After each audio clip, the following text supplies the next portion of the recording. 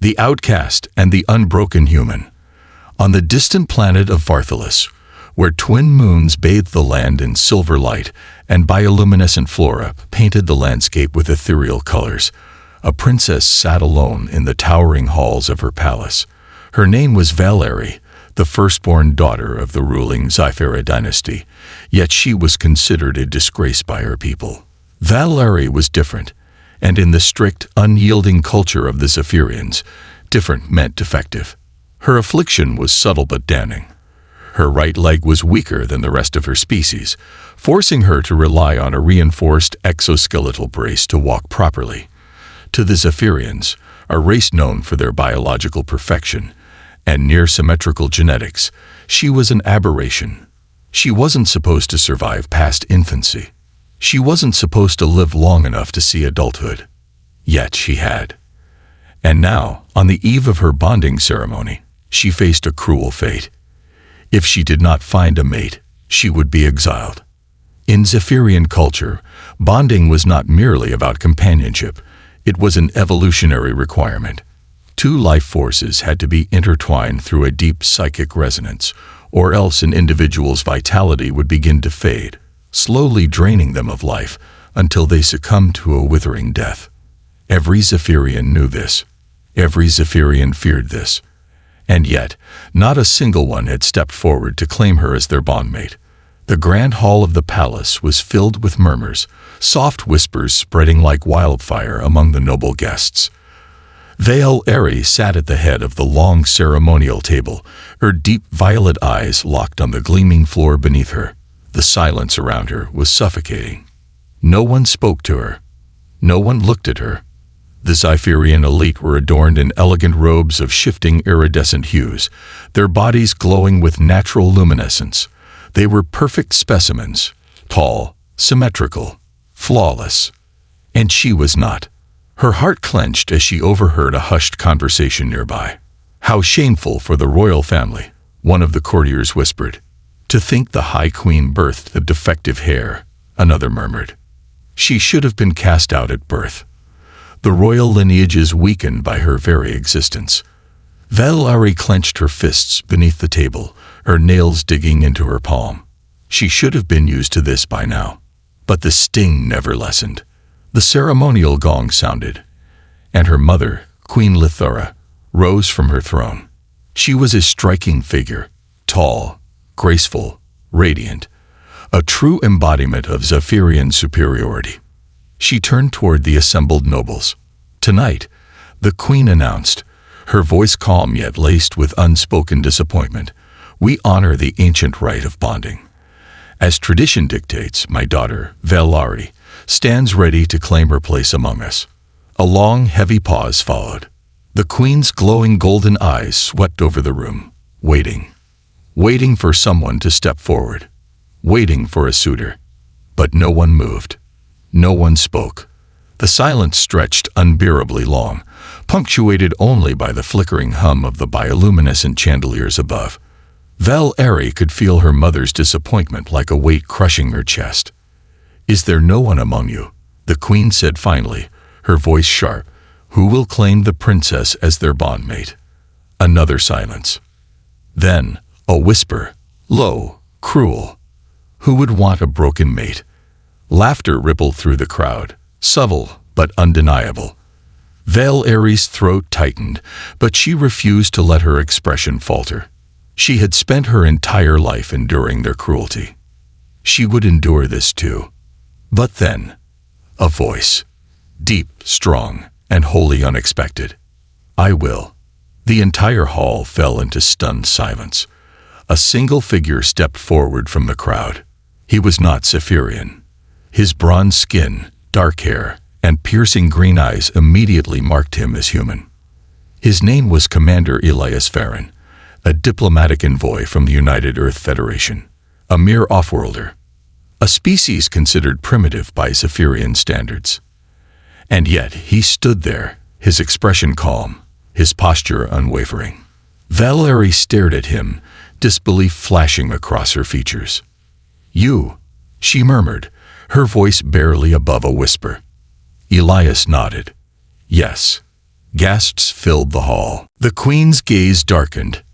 "A human," she said, her tone unreadable. Elias met her stare evenly. "You asked if there was anyone willing to stand beside her," he said. "I am." Murmurs of outrage rippled through the room. "This is unacceptable. A lesser species bonding with our princess. The royal lineage will be tainted." But Elias didn't flinch. His eyes never left Valeri's. There was no pity in them, no mockery, no disgust, only understanding. And something else, something she had never seen before in the eyes of a Zephyrian. Acceptance. For the first time in her life, someone chose her. Not out of obligation, not out of pity, but by choice. And that was more terrifying than all the rejection she had endured. Valeri's heart pounded. Her fate had been sealed the moment he spoke. And she had no idea what would happen next. The human who defied a throne. Silence held the grand hall of Varthalis Palace in an unrelenting grip. The words had been spoken, and the weight of them was suffocating. "I will." Elias Varen, a human, a mere envoy from Earth, had just declared himself as the mate of Princess Valeri, the outcast royal, the unwanted heir. The murmurs of the Zephyrian nobles quickly evolved into outrage, their luminescent skin flaring with hues of anger and disbelief. No one had expected this, not Valeri, not the queen, and certainly not the rigid society that had already condemned her. She sat frozen in her seat at the head of the ceremonial table, her mind racing. A human, a lesser species. The very idea was absurd. And yet, he had spoken. He had chosen her, a royal fury. Queen Lithera's golden eyes darkened as she rose from her throne, the jewels in her silver crown catching the bioluminescent glow of the palace. A human dares to claim a seat in the royal lineage. Her voice was sharp as a blade. The murmurs ceased. The queen's authority was absolute, and when she spoke, all listened. Elias, however, did not bow. He stood his ground, meeting her gaze with unwavering calm. "You asked if anyone would step forward," he said evenly. "I did." The nobles recoiled at his boldness. Defiance against the queen was unheard of. "You misunderstand our traditions, Offworlder," the queen continued, her voice laced with quiet menace. "The Zephyrian bond is sacred, a union of mind and soul. You are incapable of such a connection." Elias didn't flinch. "Then let the princess decide," he said, his tone measured. The entire room turned to Valeri. She stiffened under the weight of their eyes. Never, in her 18 cycles of life, had she been given a choice. But now, for the first time, the decision was hers. Her gaze met Elias's, searching, uncertain. His expression was unreadable, yet his presence held something unfamiliar. A quiet strength, a strength she had never seen in her own people. Would it matter if she refused? She had already been cast aside. She had nothing left to lose. And yet, deep in her core, something whispered, "If you let him go, no one else will ever choose you." She swallowed hard. Then she rose from her seat. A collective gasp rippled through the court. "I accept." The words felt foreign on her tongue. Unreal. The queen's expression hardened. "You would bond yourself to a lesser being." "I would bond myself to one who stood for me when no other would," Valeri said, her voice steadier than she expected. Her mother's gaze sharpened. "You do not understand the consequences of your actions," she warned. "Perhaps not," Valeri admitted. "But for once, I will decide my own fate." The queen's expression was unreadable, but the tension in the hall was palpable. The court had never seen such defiance. The high priest, an elder Zephyrian clad in dark ceremonial robes, stepped forward hesitantly. "By law," he murmured, "if both parties consent, the bond must be formed." The queen's lips pressed into a thin line. She had no choice but to abide by the ancient tradition. So be it. Her words, though reluctant, sealed the fate of Valeri and Elias forever. The trial of bonding. Bonding was not a mere ceremony. It was a test, one that no Zephyrian had ever attempted with an outsider. The ritual would take place at the Celestial Nexus, an ancient chamber hidden deep beneath the palace, where the Zephyrian ancestors first established their psychic resonance. As Valerie and Elias were led through the underground corridors, she cast him a wary glance. "You don't know what you've done," she muttered under her breath. "I know exactly what I did," he responded without hesitation. She narrowed her eyes. "Why?" Elias exhaled. "Because I know what it's like to be seen as less." That stopped her. He understood. He wasn't like the Zephyrian nobles, those who whispered and mocked her behind closed doors. He had lived through rejection. Before she could respond, they'd reached the Celestial Nexus. The chamber was vast, its walls carved from luminous crystal, pulsing with ancient energy.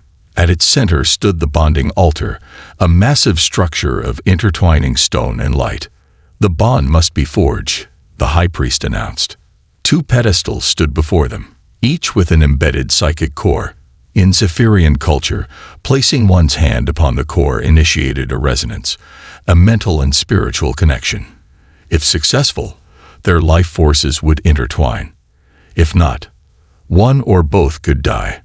Valerie hesitated. "If you wish to back out, I wouldn't blame you," she said, glancing at Elias. He smirked. "Not a chance." With that, he placed his hand on the pedestal. Valerie took a deep breath, then did the same. The moment their palms touched the cores, a surge of raw energy erupted. The chamber trembled as the ancient power surged through them, tendrils of blue and gold light intertwining.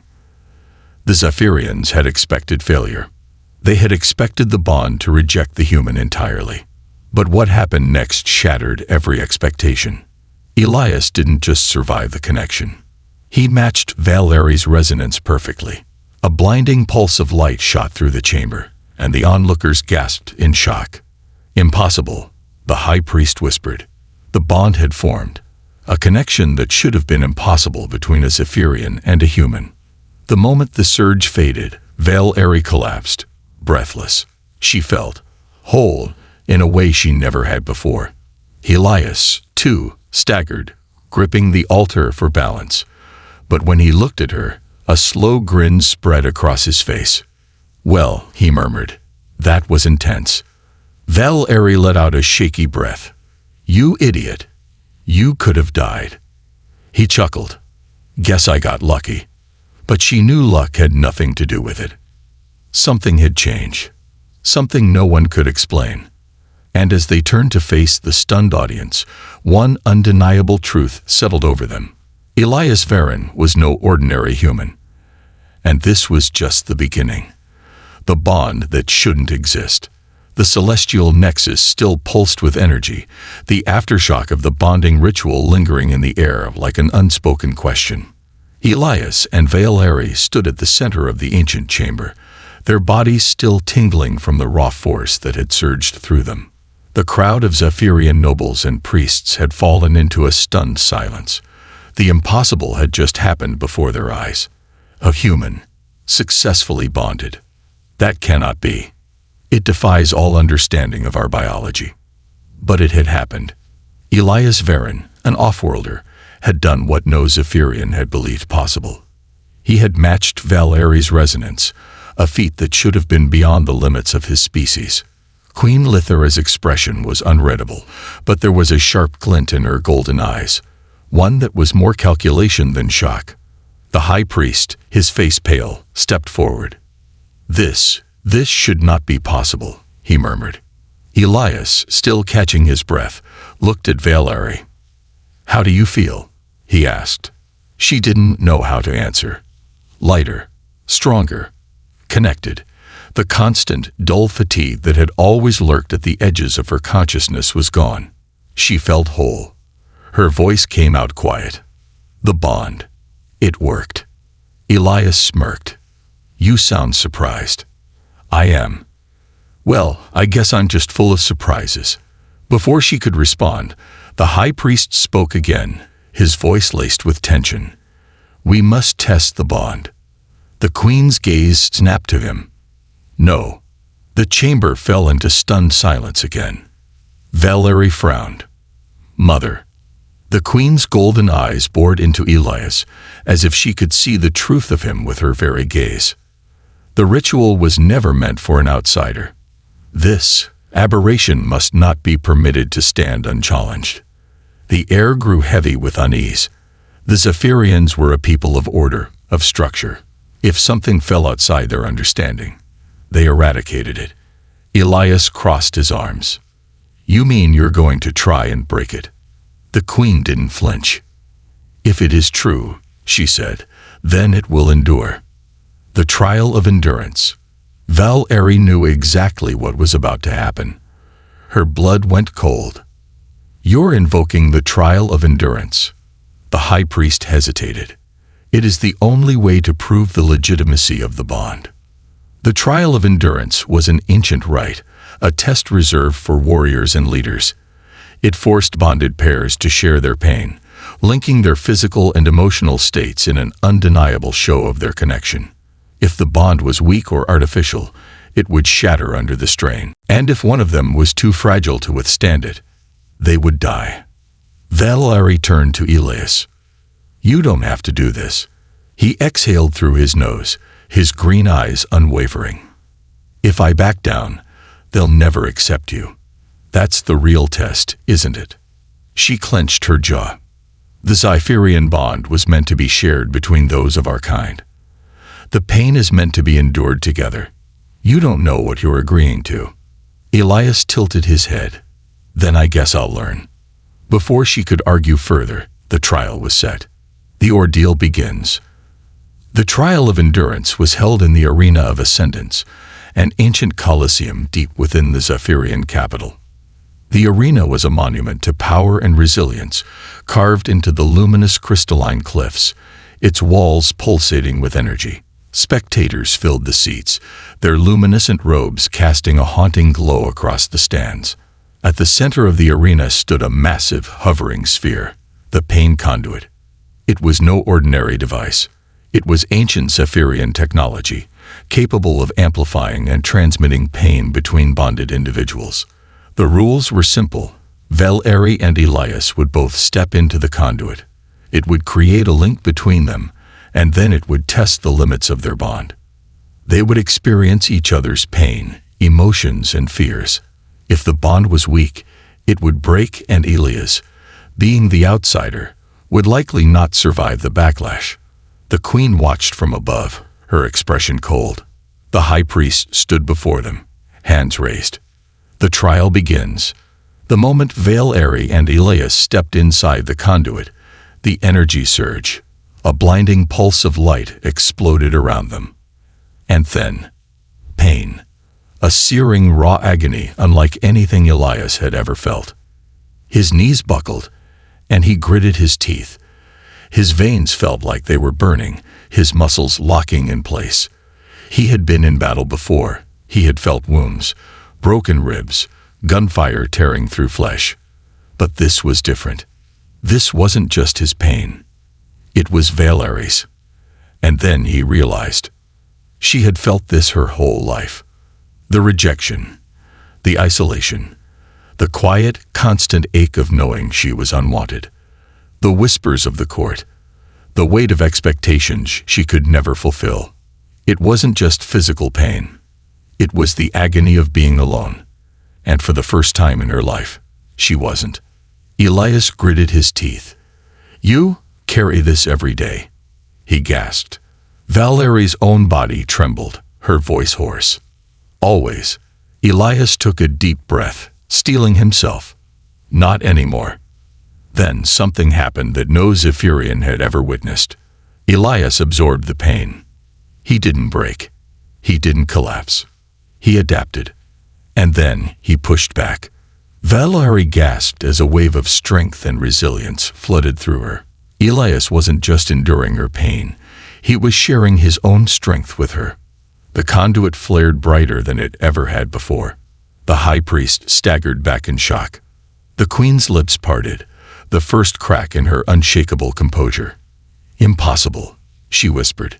Elias's knees bent, his fists clenched. His breath was ragged, his body strained to its absolute limit. But when he looked up, his green eyes were still burning with defiance. "Is that all you've got?" The pain conduit shattered. A wave of force exploded outward, sending dust and energy crackling through the air. When the light faded, Elias and Valeri still stood. Their bond was intact, stronger than ever.